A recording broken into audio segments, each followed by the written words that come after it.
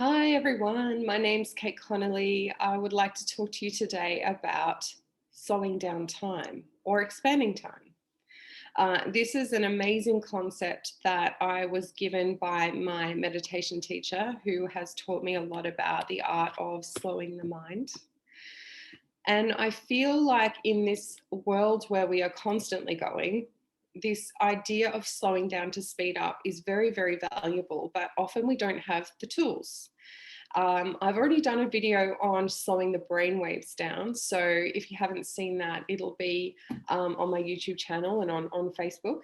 But what I'd like to do is also kind of give you a few of these tools to show you different ways in which you can slow everything down, because ultimately that is the goal. The goal for us to be able to calm and see the bigger picture, to look at our intuitive choices rather than our head choices, is all dependent on whether we actually calm our minds down and calm our bodies down. Because without that, if we're constantly caught up in the doing of our lives, we tend to kind of work for 8 hours when we only need to work for 2, or we have 25 things on our list when we only need 3.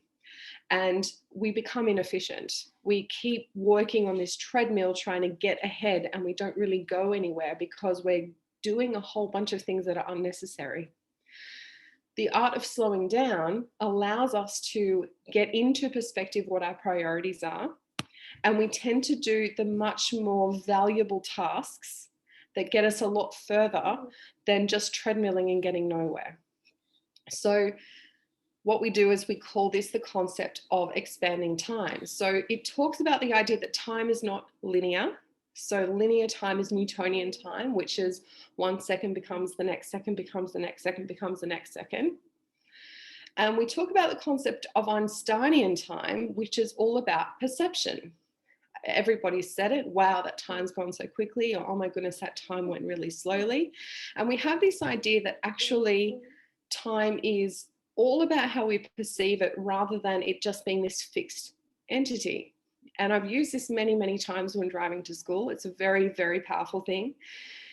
If we can allow ourselves to just breathe when we're feeling really anxious, or if we're feeling like we're running late, or if we feel like there's too much going on in our lives, what we can actually do is we can actually ask for time to expand. We can take a few deep centering breaths, so 5 seconds in and 5 seconds out, and then we actually ask for time to expand. And I do this on a regular basis, especially when I'm running late for school with the kids. But you can do this in a way where you can actually ask for time to slow down. You can expand it. And then it's amazing how quickly your body and everything calms, and time just seems to kind of go a bit slower. Ooh. So we have this amazing ability to contract or expand time to work for ourselves and our lives. And what we actually managed to do, hello,